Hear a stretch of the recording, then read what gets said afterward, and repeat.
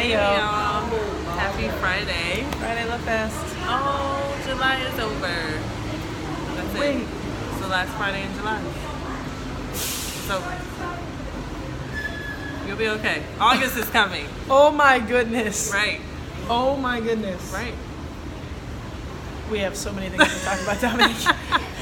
Oh, and August is coming. August is coming. So we are launching our We Teach Love podcast. Quick little commercial for y'all. So look out for that. We'll be posting about it. Yes. But yeah, so happy Friday. And today we wanted to kind of piggyback on what we've been talking about for the past couple weeks, which is, loving yourself, communicating about loving yourself. And finally, we wanted to talk a little bit, and we've talked about love languages. Yeah. Yeah, so we wanted to talk about how to communicate about your love languages, and also the importance of making sure that you are being effective with your love languages. So Rachel and I were talking about how, and we talked about balancing them. Right. So you may have a preference or two. Like I know I definitely have a ranking for the 5 in terms of importance to me and what I'm most comfortable with in terms of like loving other people. But I think are in agreement that it's pretty healthy to have some balance when it comes to all 5. Like you don't have to, gifts doesn't have to be your thing. Oh wait. But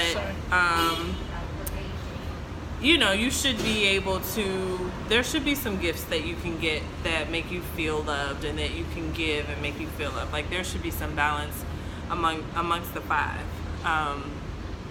in a healthy relationship. So one of the things that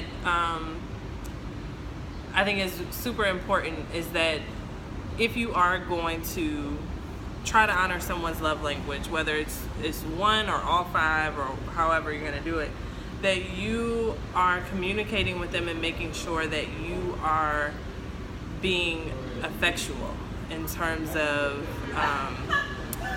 like what matters to them about that love language. So like for me, one of the things that Rachel and I were talking about was words of affirmation is important to me. That's a way to show me love. But it's not all words, right? So it's not going to have the same impact if Rachel's like, you're really smart. Like, you're really smart. And not to sound, like arrogant or anything, but I already feel like I am really smart, because I am. So it doesn't have the same impact for me as if someone, were to affirm something about me that I maybe feel less secure about, or something I'm really working on, and they notice, then I feel really affirmed in that way, versus if they were to just be like, oh yeah, you seem pretty smart. You know what I mean? Yeah, totally. I think that we all it's like when somebody does a favor for you, but their favor actually creates more work for you because the way they did that favor is not the way you would have wanted it done. Right. And they could have probably helped you in another way if they would have just asked, like, hey, how can I best support you? Right. It's kind of like that. Yeah. Like, what do you actually need me to do? Versus, well, this is what I like to do for people. Right. So this is what I did. But if I don't need that, and that's like a double dip on like the load of my basket, it's not lightening my basket, then it's not effective. It's not an effective assist, right? Yeah. And so love languages is similar to that, right? So don't just do them.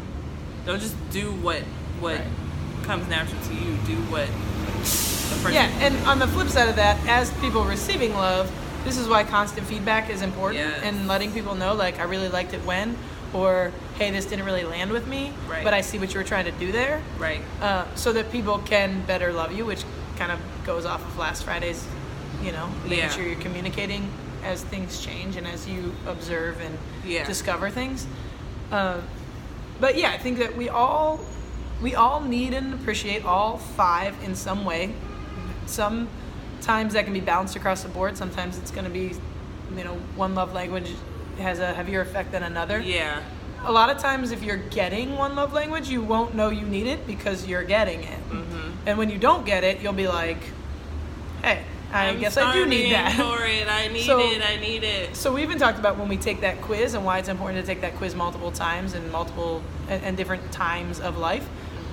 And if thinking about different relationships. Yeah, if I'm in a relationship then I'm getting fulfilled in acts of service, but we're not getting fulfilled in physical touch, then it's probably going to read that I want physical touch. Well, it isn't necessarily because that's my preferred love language always, but it's maybe a place of lack. So I'm like, I'm asking for it. I'm reaching for it, right? Yeah. So it's important to do it multiple times, different times of year, different times of day, different relationships, to try to find a more true read on yourself, or even just a current read on yourself. Yeah, that's we talked about, I guess 2 weeks ago now, how that is a way to check in and understand how to better love yourself, like understanding your love languages. And so definitely you need to continually do that. And so I think there might sometimes be clues and sometimes there aren't. Like sometimes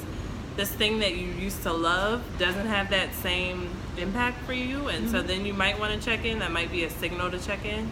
And other times it might just be, you're just bored and you think about it and take the test and discover something new about yourself. So obviously, like, we are huge proponents of checking in with yourself, checking in with the status of your relationship with yourself. And if you're gonna be maintaining your relationship, then that's one of the things you have to do is see what has changed, and communicate to other people about what's changed. I also think that as somebody giving love, you have a responsibility to make sure that the love you give is landing. Yes. So to check in and be like, hey, are you feeling my love? Because I'm loving all over you. And make sure that people are understanding the amount of affection and love you have for them. And that takes vulnerability. Receiving. That takes a level of vulnerability, because you have to be comfortable putting yourself out there and saying, hey, this is what I mean to communicate when I do this for you. Like, this is what that means to me. Is that landing for you? Do you get that? Do you feel that? And being prepared for an honest answer where they do or they don't. And then, also being flexible in your vulnerability so that you can adjust if you need to. Because if, we're talking about making sure that we're being effective, but if you find out that you're not being effective, that, could cause you to put up your defenses, but could also just be seen as an opportunity for you to, say, okay, let me pay closer attention to this person that I'm relating to, because maybe that is effective for other people, but not for them. And I think at the end of the day, like, it's important to remember some of the basic principles, the 4 agreements in this case. Yeah. It's not personal to you. Right. Like, the way love lands with somebody has everything to do with their entire life and their life experience. It doesn't have to do with you in this one relationship. So remembering that it's not personal to you, and then you get to make informed choices. Do I want to continue to strive to love them the way they can land and they can absorb, or is this relationship not working out, friendship not working out, whatever? And those are your choices. So it shouldn't feel like, and I think based on basically all the information we give, we shouldn't feel like pressure to like bend and mold and fix it all the time. Sometimes it's just that you're gaining information that says like, maybe this isn't it. Right. And that's okay too.